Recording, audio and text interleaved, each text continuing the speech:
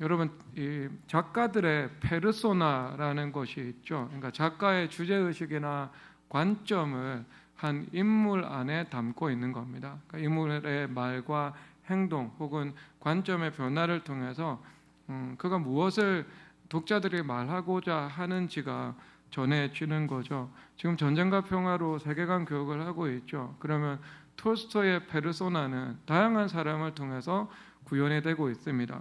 안드레이 같은 젊은 귀족 청년은요, 뭐 희생적인 고귀함들 그리고 영지를 개혁할 때 보여주는 그 실천적인 능력, 그리고 또 나타샤를 용서하거든요. 그 기독교적인 사랑과 용서를 보여주는 인물이라고 할 수 있습니다. 그리고 오드리 헵번이 연기한 나타샤라는 인물이 있죠. 그러면 이 나타샤라는 인물은 자기가 약혼했던 안드레이를 배신하고 교활하고 또 무절제한 삶을 살아가고 있는 아나톨 쿠라긴이라는 젊은이와 함께 납치극을 가장한 외국의 도피를 실행하려고 합니다. 하지만 그 직전에 발각되어서 실패로 돌아가게 되죠. 이것이 온 러시아 사교계에 알려지게 되고요. 큰 수치와 상처 속에서 시름시름 알아가게 됩니다. 그런데 이런 이 나타샤가 고통의 시간을 지나가면서 약을 통해서도 치료받지 못하고 많은 의사들이 다양한 방법을 통해서 조언을 하지만 전혀 효과가 나지 않았습니다. 그런데 나타샤가 하나의 기회를 통해서 치유를 받죠. 그래서 인생을 바라보는 관점이 전환되고요. 그래서 이것을 통해서 무엇이 참된 구원의 길인지 톨스토이가 제시를 하고 있습니다. 근데 그 장면이 어떻게 전개가 되는가? 그가 누군가의 조언을 받아들여서 매일 새벽 3시에 일어나서 러시아 종교회죠. 그러니까 그 러시아인들의 교회에 가서 새벽 기도를 하기 시작하는 거죠. 근데 여기서 톨스토이의 문장 그대로가 참 의미가 있어서 제가 읽어드리도록 하겠습니다. 한번 들어보세요. 톨스토이의 세계관입니다. 지금 읽어드리는 것은요. 하나님께서 자신의 모든 것을 용서해 주시기를 그리고 은혜 베풀어 주시기를 간구했다. 그녀가 자신의 온 마음을 기울여 한 기도는 회개의 기도였다. 집으로 돌아오면서 죄로부터 자신을 교정할 수 있는 가능성, 새롭고 순전한 삶을 살아갈 수 있는 행복의 가능성, 그리고 그 가능성에서 나오는 새로운 감정을 경험했다. 제게 가르쳐 주소서 무엇을 해야 할지, 제 인생을 어떻게 살아야 할지 가르쳐 주소서. 나의 하나님, 당신의 뜻에 저를 맡깁니다. 저를 받아주소서. 여러분, 이 톨스토이의 문장인데요. 어디서 많이 들어본 내용 같지 않습니까? 어디서요? 우리 교회에서죠. 교회에서죠. 그리고 한 사자의 기도를 통해서 그가 그 말을 하나하나 마음에 담아두고 그 기도가 하나님께서 들어주시는 것을 확실하게 느낄 수 있었다. 이렇게 이야기를 하고 있거든요. 근데 사자의 기도는 이런 기도입니다. 모세가 아멜렉 족속을 이기게 하신 것처럼, 기드온이 미디안을 이기게 한 것처럼, 다윗이 골리앗을 이기게 한 것처럼 적에 대한 승리를 허락하소서. 여기서 적은요, 그 프랑스 혁명의 인본주의적인 정신을 파급하기 위해서 전쟁을 일으킨 나폴레옹이죠. 그리고 나폴레옹의 침략에 항전하고 있는 러시아 국민들의 기도를 담고 있는 겁니다. 그리고요, 그 다음인데, 우리 안에 정결한 마음을 창조하시고 우리 안에 정직의 영을 새롭게 하소서. 하나님, 우리는 당신을 믿고 의지합니다. 여러분, 이것도 많이 들어본 것 같죠? 교회 설교를 통해서 들어본 말일 것입니다. 그러니까 이 톨스토이의 세계관이 이 기독교적인 세계관을 담고 있죠. 그러니까 이 나타샤의 치유의 과정을 통해서 인간을 바로잡을 수 있는 유일한 길은 복음과 즉 회개의 십자가, 하나님 밖에 없다는 그 유일한 노선을 제시하고 있는 거죠. 그러니까 나타샤는요, 톨스토이의 페르소나다, 이렇게 말할 수가 있습니다. 그러면 여러분, 우리가 성경을 바라볼 때에도 성령 하나님의 페르소나라고 할 수 있는 인물들이 있겠죠. 그래서 예수님의 지혜와 은혜, 또 하나님의 그 권능과 사랑을 성경에서 각각의 예수님을 따르는 사람들, 예수님의 제자들이 다면적인 방식으로 드러내고 있죠. 대표적으로 솔로몬을 든다면 그는 전에도 후에도 없는 지혜자잖아요. 그러면 하나님께서 누군가에게 특별한 지혜를 주실 때 세상의 모든 지혜자들보다 더 뛰어난 지혜를 가질 수 있다는 것, 그래서 모든 지혜와 지식은 결국 그리스도 안에 있다는 것을 말씀해주고 있는 겁니다. 열왕기하 4장 30절에서 31절 읽겠습니다. 솔로몬의 지혜 읽겠습니다. 열왕기 상 4장 30절 31절인데요. 제가 읽겠습니다. 솔로몬의 지혜가 동쪽 모든 사람의 지혜와 애굽의 모든 지혜보다 더 뛰어난지라 그는 모든 사람보다 지혜로워서 예스라 사람 에단과 마울의 아들 헤마안과 갈고가 다르다보다 나음으로 그의 이름이 사방 모든 나라에 들렸더라. 아멘. 그러니까 저는 실수의 페르소나인 것 같아요. 그 오타. 그런데 하나님께서 그럼에도 불구하고 주님께서 써주시는 것이니까요. 저의 실수의 낮은 만큼 예수님 십자가의 높음의 페르소나가 드러나고 있는 거잖아요. 그러면 솔로몬은요, 하나님의 지혜의 페르소나 이렇게 말을 할 수 있을 것입니다. 지혜가 나타났죠. 그리고 사도 바울을 통해서는요, 한없는 하나님의 자비를 보여주고 있습니다. 그리고 예수님과 교회를 대적하는 대표적인 인물을 하나님께서 단번에 뒤집으셔서 하나님 나라의 빅카드로 삼으시죠. 그래서 원수막에 모략이 있다 하더라도 하나님께서는 더 깊고 광대한 모략으로 하나님의 뜻을 이루어 나가시는 분이시다. 이것을 말씀을 해주고 있습니다. 그래서 디모데전서 1장 13절 다 함께 읽겠습니다. 내가 전에는 비방자요 박해자요 폭행자였으나 도리어 긍휼을 입은 것은 내가 믿지 아니할 때 알지 못하고 행하였습니다. 아멘. 사도 바울은 비방자, 박해자, 폭행자의 과거의 모습을 가지고 있었습니다. 그가 직접 스데반을 죽이는데 돌을 들지는 않았지만 그 돌을 던지는 사람들의 대표자 역할을 했죠.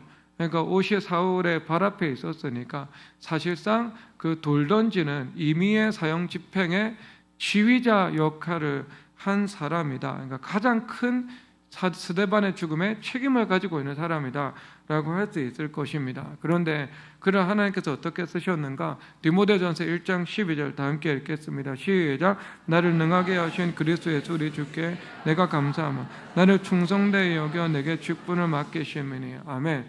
예수님께서 그의 충성을 보시고 하나님께서 능력 있는 일꾼으로 능하게 하셨다 사용하고 있는 겁니다.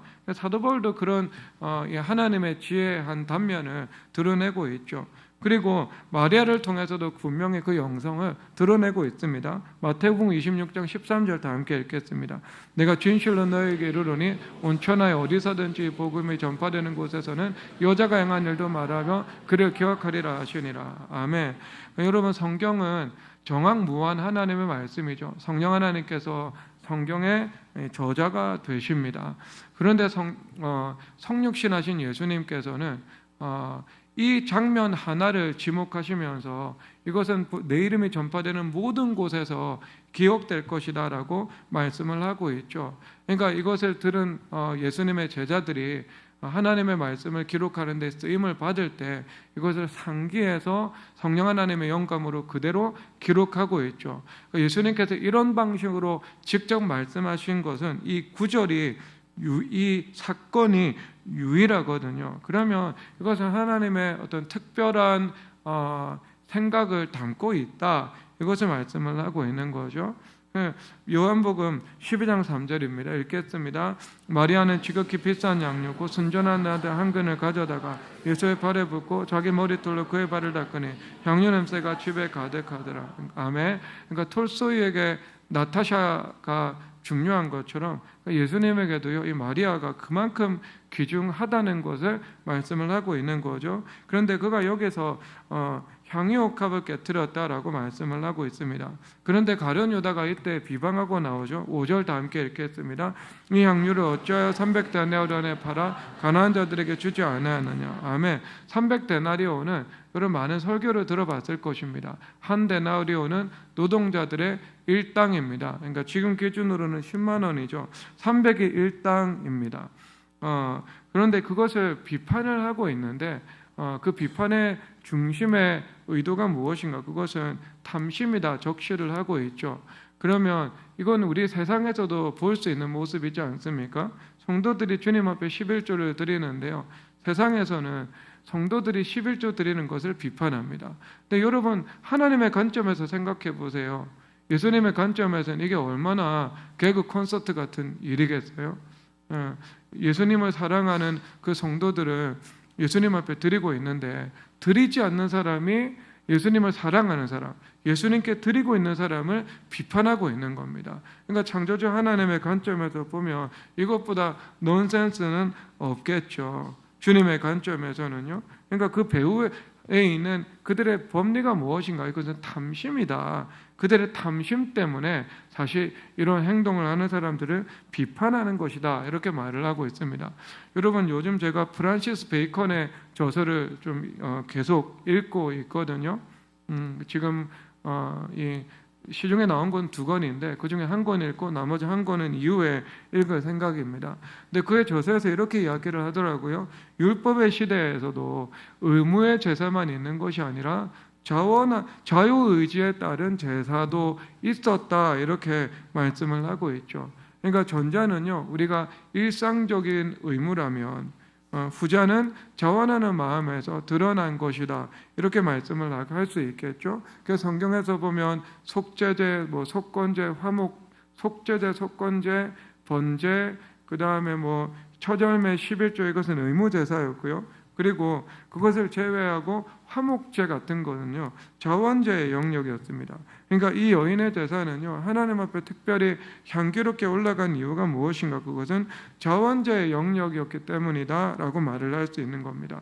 그런데 이것과 한번 상극의 스토리가 있는데요, 한번 보도록 하겠습니다. 이사야 43장 22절에서 24절입니다. 읽겠습니다. 그러나 야곱아, 너는 나를 부르지 아니하였고 이스라엘아, 너는 나를 괴롭게 여겼으며 내 번제의 양을 내게로 가져오지 아니하였고 내 제물로 나를 공경하지 아니하였느니라. 나는 제물로 말미암아 너를 수고롭게 하지 아니하였고 유황으로 말미암아 너를 괴롭게 하지 아니하였거늘 너는 나를 위하여 돈으로 양품을 사지 아니하며 희생의 기물음으로 나를 흡족하게 하지 아니하며 내 죄짐으로 나를 수고롭게 하지 아니하며 내 죄악으로 나를 괴롭게 하였느니라. 아멘. 여기서 괴로움이라는 단어를 가지고요, 딱 이거 하나를 가지고 다양한 관점에 다양한 것들을요, 여기서 함께 주님께서 다루고 계시거든요. 괴롭게 하다, 이것이 핵심 어휘입니다. 그런데 주님께서 뭐라고 말씀을 하는가? 내가 23절에서 보면은 나는 제물로 말미암아 너를 수고롭게도 하지 않고 유향으로 말미암아 괴롭게도 하지 아니하였다 라고 말씀을 하고 있죠. 그러면 여러분, 상식적으로 이런 말이 나오면 그 다음에 논리적으로 어떤 말이 나와야 우리가 이게 더 자연스러워 보이죠? 내가 재물과 유향으로 괴롭게 하지 아니하였다라고 말을 하면서 너희들 이 재물이나 유황을 주님 앞에 드리지 않아도 된다, 마음으로 충분하다, 주님께서 이렇게 말씀을 하셔야 이게 논리가 맞아떨어지잖아요. 그런데 언뜻 보면 모순처럼 보이고 상충되는 것처럼 보이는 말씀을 하고 있는데요, 24절에서 뭐라고 말씀을 하는가?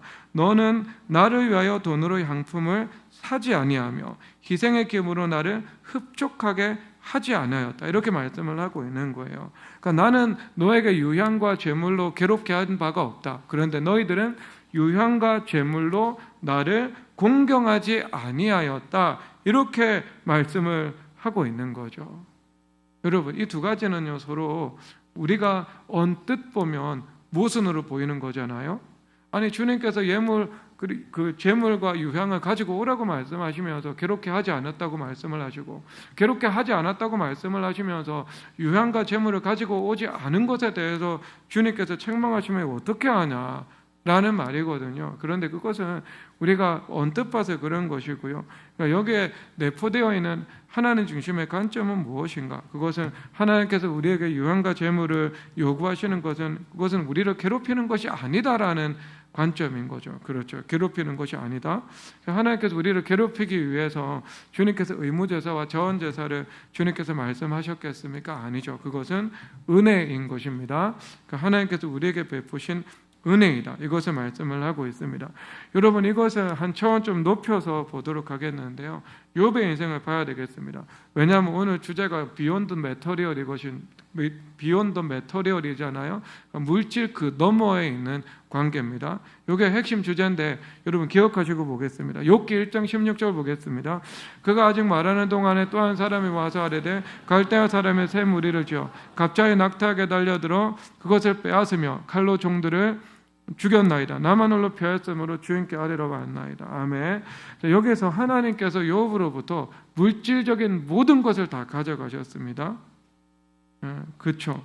그런데 물질적인 낙타와 양떼, 소떼, 집, 모든 것을 주님께서 다 가져가셨습니다. 그런데 그때 욥이요 입술로 범죄하지 않고 여전히 여호와를 찬양하고 신뢰하고 있죠. 그러면 이를 통해서 보여주는 것이 무엇인가? 욥과 하나님과의 관계는요, 물질적인 조건을 초월해서 있다는 것, 물질적인 조건 위에 있다는 것을 보여주고 있는 거예요. 여러분, 이것에 그 욥의 신앙이 위대한 거죠. 그러니까 여러분 쉽게 생각하면 다니엘이 여러분 사자굴 앞에서 주님 앞에 감사하잖아요. 그러면 이걸 보여주고 있는 것이 무엇입니까? 다니엘과 하나님과의 관계는 죽음 위에 있는 거죠. 죽음을 정복한 거죠. 죽음을 초월해서 존재하는 거죠. 그러니까 이것을 얘기를 하고 있는 겁니다. 그래서 욥기 1장 21절 보도록 하겠습니다. 이르되 내가 모태에서 알몸으로 나왔사온즉 또한 알몸이 그리로 돌아가올지라. 주신 이도 여호와시오 거두신 이도 여호와시오니 여호와 이름이 찬송을 받으실지니이다. 아멘. 그러니까 여러분 주신 이도 여호와 취하신 이도 여호와다. 이게 여러분 지상 최대의 주님 앞에 신앙 고백을 하고 있는 거지 않겠습니까? 그러니까 물질을 가져가셔도 물질을 잃어버려도 하나님께서 물질을 주지 않으셔도 나는 여전히 하나님을 찬양할 수 있고 하나님을 신뢰할 수 있다. 이것을 말씀해 주고 있는 거죠. 그러니까 욥과 하나님과의 관계는요, 물질적인 조건과 수평성산에 있는 것이 아니고 물질적인 조건은 그 아래에 있고 그 위에 욥과 하나님과의 관계가 위치하고 있다. 이것을 말씀해 주고 있는 거예요. 여러분, 이게 믿음의 초월이라는 거죠. 그러니까 여러분, 그 욥이라는 인물이 보여주고 있는 거, 그러니까 비욘드 더 메터리얼입니다. 물질 그 너머에 그 위에 관계가 있는 겁니다. 자, 그리고 여러분 우리가 배격해야 되는 이원론적인 사고가 있잖아요. 그러니까 물질적인 것은 전혀 중요하지 않다고 말을 한다면 그것은 이원론적인 이 사고방식일 것입니다. 우리는 육체의 부활을 믿고요, 땅에 이루어지는 하나님의 나라를 믿죠. 예수님 하늘의 권세뿐만 아니라 땅의 권세도 가지고 계신 분입니다. 그러므로 우리가 땅에서 삶을 살아갈 때 하나님께서 우리 땅의 삶과 그리고 물질적인 삶에 관여하신다는 것을 우리는 알고 있는 거죠. 그러므로 공부하는 학생들은 공부하면서 예수님을 만나야 되잖아요. 그렇죠. 문을 두드리라 열릴 것이니. 그러니까 전자는 능동태, 후자는 수동태잖아요. 그러니까 내가 아무리 노력해도 성적 안 올라갈 수 있다는 거죠. 아무리 노력해도 성적 안 올라갈 수 있습니다. 그런데 여러분, 주님께서 수동태잖아요. 하나님 열어주시면 열리잖아요. 하나님의 은혜가 있으면 열릴 수 있는 거죠. 그러니까 그것을 우리가 전적인 하나님의 은혜를 구하면서 공부의 세계 속에서, 수학의 심한 문제의 세계 속에서 예수님을 만나야 하지 않겠습니까? 그리고 사업하는 사람들은요, 필연적으로 사업을 하면서 하나님을 더욱 의지할 수밖에 없습니다. 예수님 의지하는 법을 배우는 거죠. 그리고 우리가 물질을 통해서도요, 하나님께서 크고 작은 우리 삶에 행하시는 일들을 경험하여 하나님 앞에 영광 올려드릴 수도 있는 거지 않겠습니까? 그럼 이 비욘드 더 메터리얼을요, 또 다른 인물의 관점에서 또 이 관점에서 살펴보겠는데 이삭의 그림을 보면 됩니다. 창세기 26장 1절과 2절 다 함께 읽겠습니다. 시작. 아브라함 때 초중년이 들었더니 그 땅에 또 흉년이 들매 이삭이 그랄로 가서 블레셋 왕 아비멜렉에게 이르렀더니 여호와께서 이삭에게 나타나 이르시되 애굽으로 내려가지 말고 내게 지시하는 땅에 거주하라. 아멘. 이삭이 가나안 땅에서 기근을 만나잖아요. 그러니까 여러분, 가나안 땅은 건기와 우기가 분명한 땅입니다. 4월부터 10월 달까지는요 건기입니다. 마치 광야처럼 메마르고 건조한 땅이 되어버리죠. 여기가 어떻게 젖과 꿀이 흐르는 땅인가라는 생각이 들 정도입니다. 하지만 10월 중에 이른 비가 내리죠. 그러면 순식간에 곳곳에서 시내가 흐르기 시작하고요. 각종 식물과 꽃이 만발한 땅이 되어버립니다. 그런데 여기서 여러분 성경에서 시편 120편 26편 6절에서 이렇게 말씀하시는데요. 울며 씨를 뿌리러 나가는 자는 반드시 기쁨으로 그 곡식단을 가지고 돌아오리로다. 아멘. 울며 왜 씨를 뿌리는가? 그러니까 10월 달에 이른 비가 내려야 됩니다. 그래서 땅이 촉촉하게 적셔져야 그 땅을 기경할 수도 있고 씨앗도 뿌릴 수 있는 거예요. 근데 비가 내리지 않아서 땅이 단단한 겁니다. 기경하고 씨를 뿌릴 수 있는 조건이 구성되지 않은 거예요. 그러니까 그럼에도 불구하고 울면서 나가서 땅을 기경하고 땅에 씨를 뿌려라, 이것을 말씀을 하고 있는 겁니다. 그런 배경이죠. 그러니까 우리가 이 이삭이 기근을 만났습니다. 그러면 우리 인생에 기근의 때가 올 수도 있고 흉년의 시기가 지나갈 수도 있고 그리고 물질적 핍절의 순간을 우리가 경험을 할 수도 있거든요. 그런데 그럴 때 하나님을 의지하고 바라보면서 하나님의 일하심을 경험할 수 있는 것, 이것을 말씀을 하고 있는 겁니다. 그런데 이것이요, 이삭이 그런 물질적 조건을 뛰어넘어서 하나님과의 관계가 정립되는 하나의 사건이 여기서 등장을 하고 있거든요. 여러분, 그 도전에 어떻게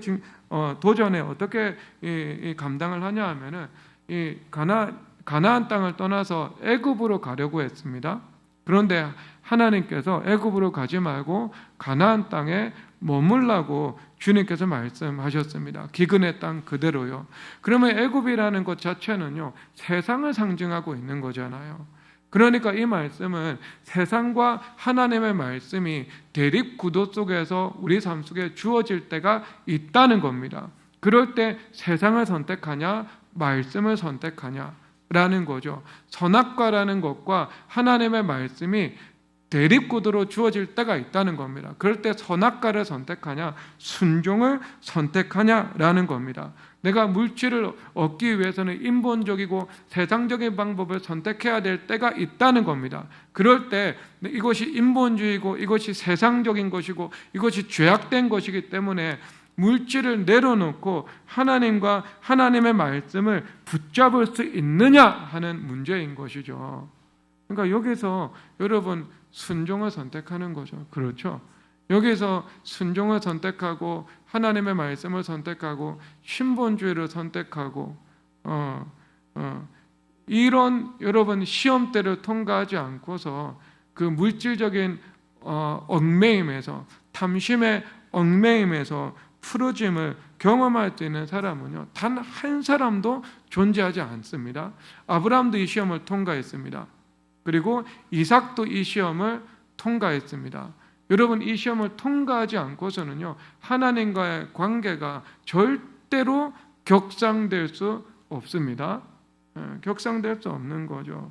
그러니까 이런 시험대가 우리 인생에 주어지는 거죠. 내가 물질을 내려놓아야 할 때, 물질을 내려놓아야 할 때 내려놓는 그 하나님의 시험대로 통과하는 것이요, 우리가 그 물질 위로 하나님과 우리과의 관계를 끌어올릴 수 있는 길입니다. 하나님의 그런 시험 때는요, 예외 없이 모든 성도들에게 주어진다. 이것을 우리가 생각을 해야 되겠죠. 그래서 여러분, 이삭이요, 여기서 비욘드 더 매터리얼이 여기서 된 거예요. 물질을 내려놓고 하나님 말씀에 순종하기를 선택하고요, 예수님과의 관계에서 심화적인 관계로 올라갔다, 이것을 보여주고 있는 겁니다. 여러분, 요즘에 메타인지 이런 말을 많이 쓰잖아요. 메타인지. 그러면 메타인지라는 것은요, 지식 위의 지식입니다. 그러니까 이걸 쉽죠. 여러분, 제가 미적분 문제 풀면 수학에 메타인지가 없잖아요. 헤매겠죠. 그런데 우리 김박래 집사님이 저하고 비교해서 수학에 메타인지가 있죠.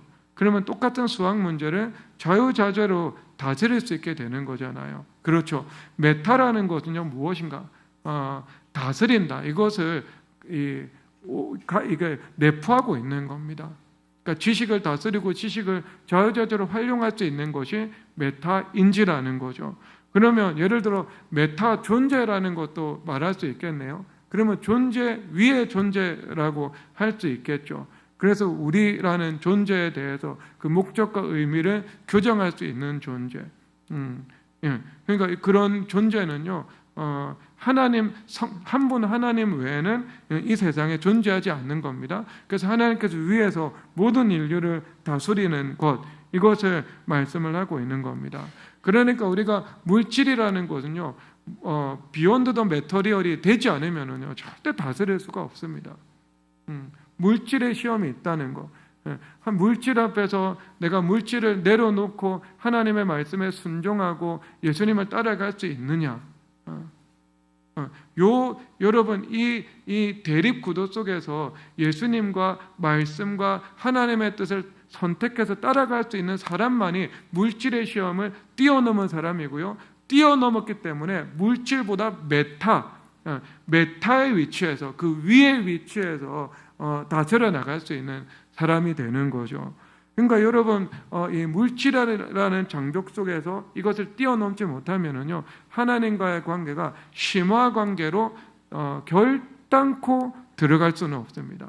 절대 못 들어갑니다. 왜냐하면 성경에서는요 하나님과 물질을 겸하여 섬기지 못한다라고 말씀하고 있기 때문입니다. 이 물질의 탐심은요 물질에 대해서 죽지 못하고 순종하지 못하는 것은요 열매 맺음을 방해합니다. 제가 질문 하나 하겠습니다. 여러분, 물질적인 부자체가 열매입니까? 물질적인 부자체가 열매냐고요? 물질적인 부자체는요 열매가 되지 않습니다. 왜냐하면 열매라는 것은요 뿌리가 선행 조건이잖아요. 뿌리를 봐야 이게 열매인지 열매처럼 보이는 건지 알 수 있습니다. 그러니까 예수 그리스도라는 뿌리가 없으면은요 그것은 물질적인 성취와 성공을 거두어도 그것은 열매라고 볼 수 없습니다. 자, 논리적으로 설명해 보겠습니다. 가이사랴를 보고 주님께서 하신 말씀이 무엇인가? 온 천하를 얻고도 영혼을 잃어버리면 무엇이 유익하겠느냐라고 말을 하고 있습니다. 영혼을 잃어버리고 천하를 얻으면 그 천하가 열매입니까? 아니잖아요. 하나님께서 허락하신 천하라 할지라도 그것은 열매가 될 수는 없는 겁니다. 그러니까 예수님의 뿌리에서 나오지 않는 것은 물질적인 부라고 해도 결단코 그것을 열매라고 말할 수가 없다. 이것을 말하고 있는 겁니다. 여러분, 제가 얼마 전에 우리 한 기업가를 만났는데요. 그 기업가는 자본금 하나도 없이 기업을 시작했습니다. 근데 정말 성품이나 능력의 면에서는요 매우 뛰어난 사람입니다.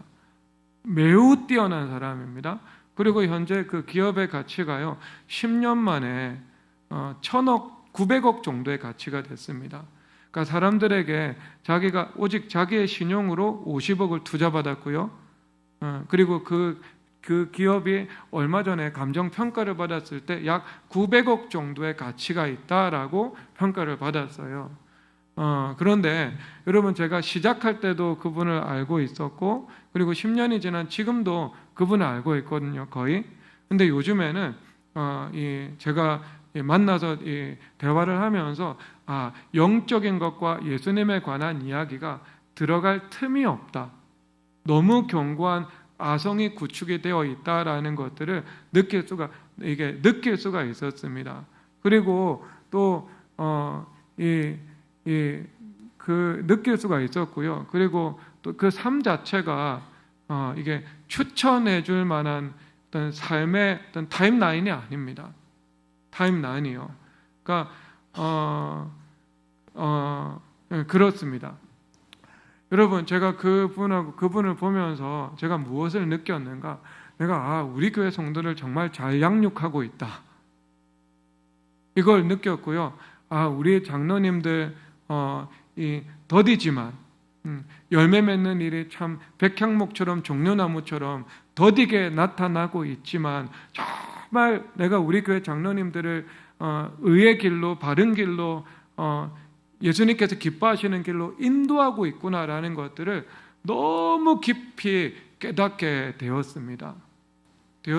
여러분, 그것은요 하나님께서 허락하신 것이지만 물질적인 성취와 성공이 분명하지만 예수 그리스도라는 뿌리로부터 나타난 열매는 결단코 될 수 없습니다. 근데 그분이 성품과 능력이 얼마나 뛰어난지, 그리고 저나 장로님과의 관계에서 얼마나 최선을 다해서 후대하는지에 대해서는요 제가 알고 있습니다. 알고 있어요. 그것을 부정하는 것이 아니라, 그리고 그분이 장차 예수님을 믿고 구원받을 것도 알 수 있습니다. 하지만 지금의 어떤 내적인 본질과 삶에 살아가는 모습들은요 절대 열매가 아닙니다. 열매가 아니고요. 그리고 우리 교회 성도들 중에 단 한 사람도 그 길을 걸어가기를 원하지 않고, 저의 자손, 저의 자녀와 저의 손자 중에 누구 한 사람도 그런 길을 걸어가기를 저는 원하지 않습니다, 여러분. 그러니까 그것은요 열매가 아닌 거예요. 열매가 아닌 거. 그러니까 여러분, 물질을 추구하면서 살아가는 거 아닙니다. 물질에 매여서 노예가 된 삶을 살아가는 것 아닙니다. 하나님께서 여러분들에게 물질적인 은사를 주시고 물질적인 능력을 여러분들에게 베풀기를 원하신다. 그러면 반드시 물질과 예수님, 세상과 하나님의 말씀의 순종, 그 선택이라는 시험대 가운데 여러분들을 올리시고요, 여러분들이 그 시험을 통과하나 통과하지 않는가, 이것을 주님께서 살펴보시고요, 그리고 이것을 통과한 다음에 하나님께서 은혜를 베푸신다는 사실들을 기억하시기를 바랍니다. 그러니까 여러분, 다윗은 왕권을 주시려고 하니까요 힘의 시험을 통과했잖아요. 그렇죠. 사울을 죽이느냐 마느냐, 힘의 시험을 통과했잖아요. 여러분, 이 시험 때 반드시 여러분 통과해야 됩니다. 이것을 통과하면은요 메타인지 지식을 가지고 지식을 다룰 수 있는 것처럼, 그렇죠, 우리가 물질 위에 하나님과의 관계를 통해서 그 물질을 다스릴 수 있는 은혜를 주님 앞에 받게 되는 것, 이것을 말씀하고 있습니다. 그러니까 여러분들이 이삭의 관점에서, 그리고 욥의 관점에서, 그리고 마리아의 관점에서 비욘드 더 메토리얼, 이것이 각각의 여러분 인생 속에서 이루어져서 여러분들이 예수 그리스도의 페르소나가 되시기를 주 예수 그리스도 이름으로 축복합니다. 우리 다 함께 일어나서 찬양하도록 하겠습니다. 내 삶의 이유라 예수는 내 힘이요 찬양하겠습니다.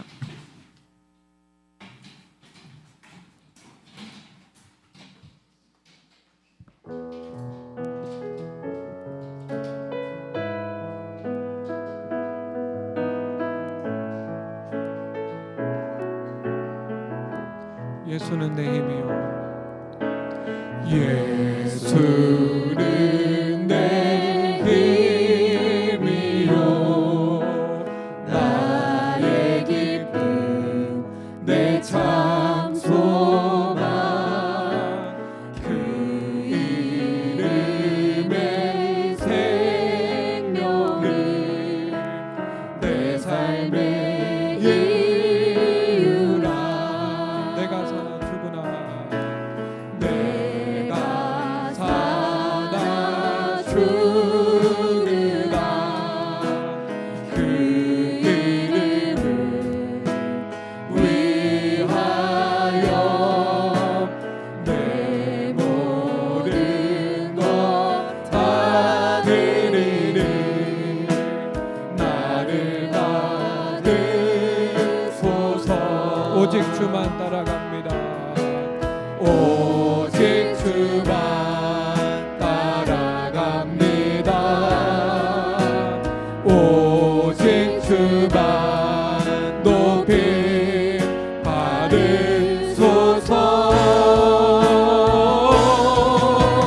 내 평생에 그 이름을 주의 선하심을 세상에 노래하리.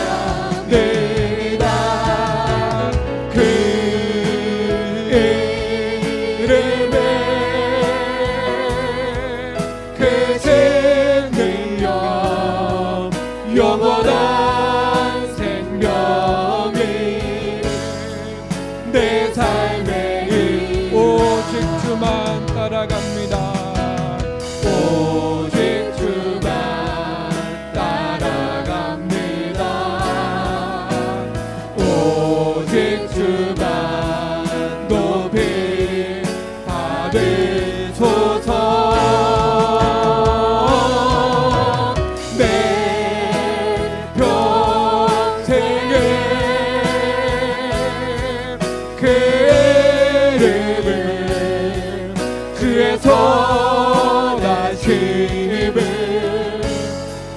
세상에 노래합니다. 그 이름은 크신 능력 영원한 생명이 내 삶에 오직 주만 따라갑니다. 마지막 오직 주만 따라갑니다. 오직 주만 높임 받으소서. 내 평생을 그 이름을 주의 선하심을 세상에 노래합니다. 그 이름은 크신 능력 영원한 생명이 내 삶